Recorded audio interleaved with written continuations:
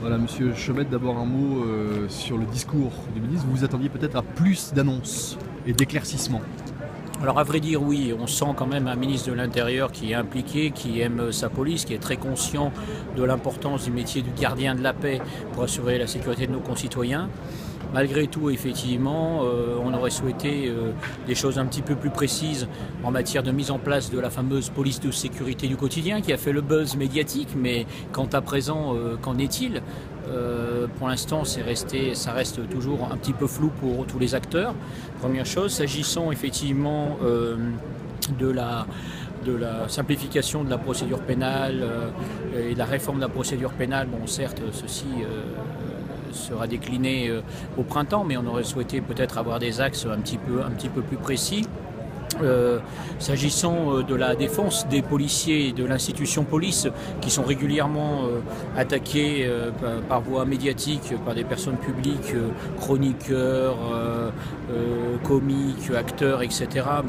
Effectivement, nous souhaiterions que le ministre de l'Intérieur, qui aime sa police visiblement, puisse être aux premières lignes, au premier rang pour annoncer très fermement qu'il y aura une réaction par voie de dépôt de plainte pour toute personne qui viendrait gratuitement comme ça salir l'institution police nationale. Pour le reste, alors un peu de déception à ce niveau-là, c'est vrai, enfin, ou en tout cas de l'attente. Et puis, par contre, pour le reste, effectivement, il faut reconnaître qu'il y a une montée en puissance des effectifs. Les écoles tournent à plein en ce moment. On sortira donc 2800 gardiens de la paix cette année. Il faut le temps de les former. C'est une grande attente pour mes collègues qui souffrent au quotidien. Pour les moyens matériels et financiers, les choses évoluent. Là aussi, il faut attendre que les véhicules arrivent dans les services, que les moyens de protection arrivent, que les moyens informatiques, la fameuse tablette Néo, soient mise en place. Beaucoup de réformes en cours, beaucoup d'annonces. On croit que ce qu'on voit pour ce qui nous concerne, et nous souhaiterions que les choses aillent bien plus vite que ça. Également en matière de réforme dans les services s'agissant de la prévention suicide. Vous savez que notre profession est très lourdement touchée par des suicides, un mal-être, un mal-vivre des policiers. Le métier est extrêmement dur.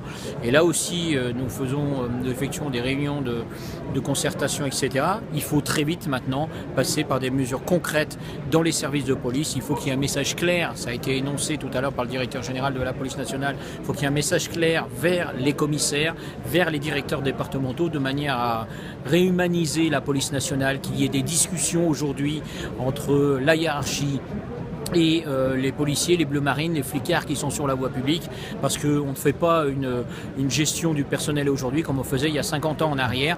Il faut faire du participatif, il faut expliquer les choses, il faut qu'il y ait un petit peu de cohésion.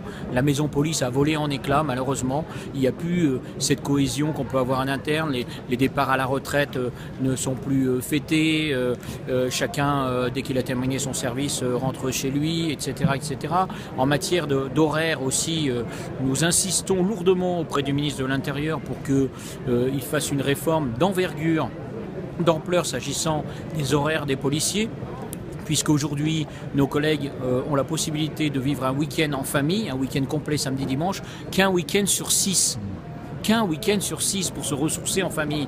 Compte tenu de la difficulté du métier, d'être face au stress, à la violence, à la misère, à la mort, etc.